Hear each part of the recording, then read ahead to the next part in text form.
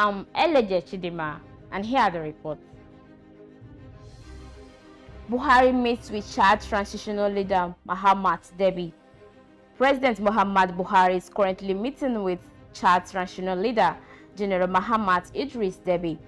The meeting is being held at the forecourt of the State House in Abuja.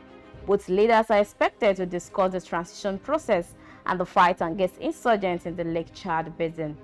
The General Mahamat came to power after his father, President Idris Deby Itno, died following the clashes with the rebel in April 2021 in the north of the country. The so-called Transitional Military Council, CMT, had pledged to restore democracy to the post-Sahel country within 18 months after what the opposition condemned as institutional coup. Deby's 37-year-old son, Mahamat, the country's new strongman, named the government comprising 40 ministers and deputy ministers. Junta spokesman Azim Bamado Aguna said in a televised statement. Deby also created a new national reconciliation ministry to be headed by Achaik Ibn Omar, a former rebel chief who became a diplomatic advisor to the presidency in 2019. Longtime opposition politician Saleh Kebzuba, who not named to the transition government, but he issued a statement saying he recognized it. Chad was thrown into turmoil by Deby's death, announced just a day after he was declared the winner of an April 11 election, giving him a sixth mandate after 30 years at the helm. Southerners talk too much, not already planning to leave Nigeria, ex-Oyo Governor Ladoje.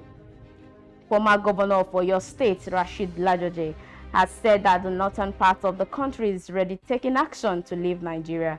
On other parts, Ladoje has said Southerners are talking too much, demanding Oduduwa Republic and Biafra Republic from fewer action. For instance, the former governor noted that a railway is already being considered to be linked to the north, to the Niger Republic, as a refinery might be built in Daura, Katsina State. While speaking with journalists after observing the Eid prayers at the University of Ibadan Central Mosque on Thursday, Ladoje warned against call for self-determination in the country. He said, "Let us start with tolerance at a certain level. People will be talking, but we all know the beginning of a war, not the end. Nobody will remember how the war in Syria started and is still ongoing for years. And everything they built is being destroyed. So I think we have to do it softly. We have started democracy. We are not happy the way it is going. We should assume that this too will pass. It started 6 years ago. In another 2 years, it will go. If you are saying because of that you want to go or you don't want to go, we even tell you that the north is not even getting ready to go. Let us look at it. People in the north are taking too much action, and people up north are talking too much.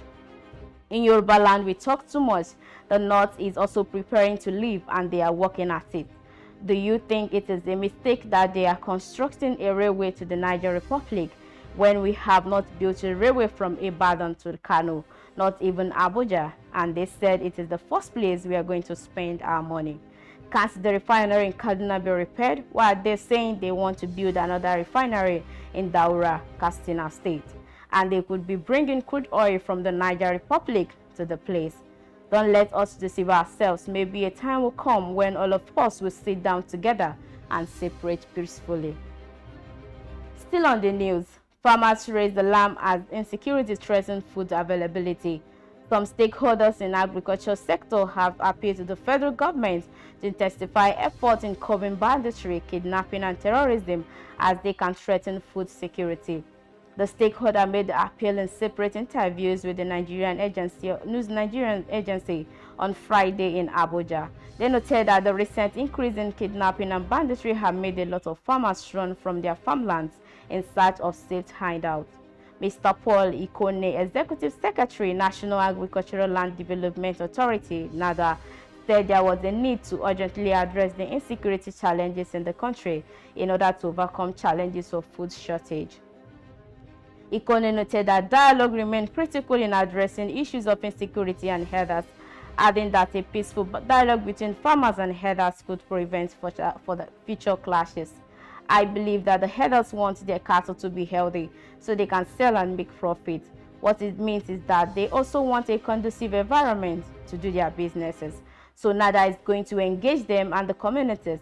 We will create an avenue where they can feed their cattle so that we all will live in peace, he said. The national president, Maize Association of Nigeria, Dr. Bello Abubakar, said maize farmers in the country were currently producing enough to meet the demand for maize in Nigeria.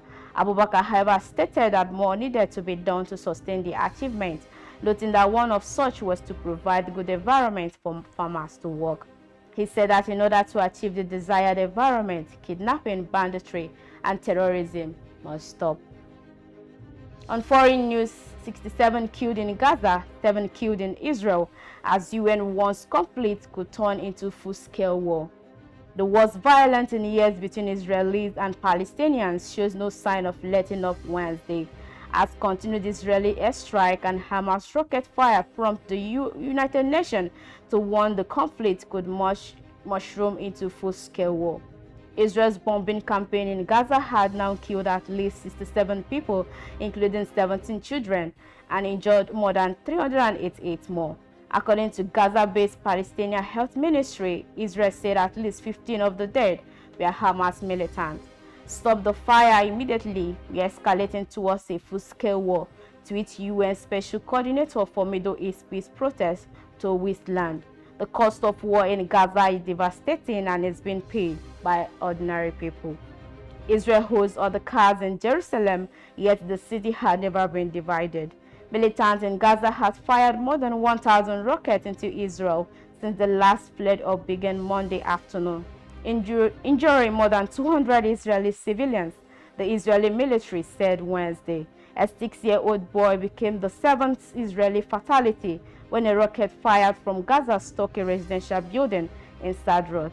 According to an emergency responder, around 130 rockets hit Tel Aviv last night, forcing Israeli main international airport, Ben Gurion, to close.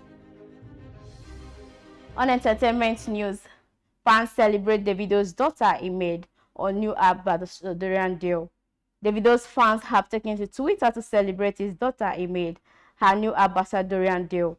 Early today, Imade was unveiled as the new brand ambassador for Eva Baby Soap.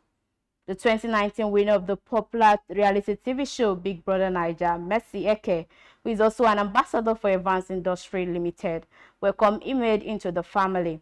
Evans Industry Limited is the parent company of Eva Baby Soap. The reality TV star also called on her fans to celebrate Imade. She said, "Congrats and welcome to the Evans family, Imade Adeleke. Machinery join me in pushing our new Evans Industry baby to #1. Other Nigerian tweeters followed suit in congratulating Imade. A user with the handle Juicy71 tweeted, "Congratulations to Davido's daughter as she bags her first endorsement deal with Eva Soap Baby. Imade more wins." On sports news, Hen confirms August 14th for Joshua free bout. Boxing promoter Eddie Hearn has confirmed that Anthony Joshua will be fighting Tyson Fury on August 14 in Saudi Arabia. Hearn is looking to finalize the date for the Joshua free clash in a built arena in Saudi. Hearn is finalizing the paper and hopes the fight gets ready to be announced soon. It's a lot of work to go through all the forms to get the fight made, but he is confident that it will be done. Hearn said this are the same people he worked with for Joshua versus Andy Ruiz Jr. rematch in Saudi in 2019. With Joshua free fighting taking place on August 14, an indoor arena is being built for the match. The weather would likely to be too hot to stage the match outside in sweltering summer heat in Saudi Arabia. And that's all we can take on the Gallery TV News at 4. For more information, do follow us via social media platforms on Facebook, Instagram, and Twitter. I'm Eleje Chidema. Thanks for watching.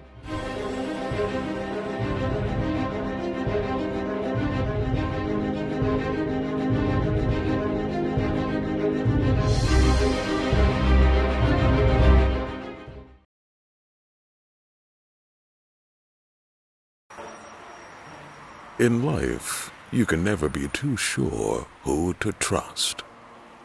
This is the story of Mrs. Ungazi.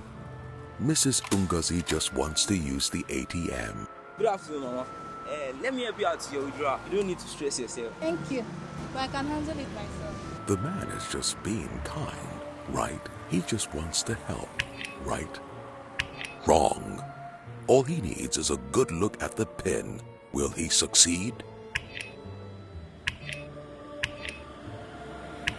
I want my IG fans. I say, sorry. Do not share your card PIN with anyone. Keep your account information private and ensure no one is watching you while you enter your PIN. UBA, Africa's global bank.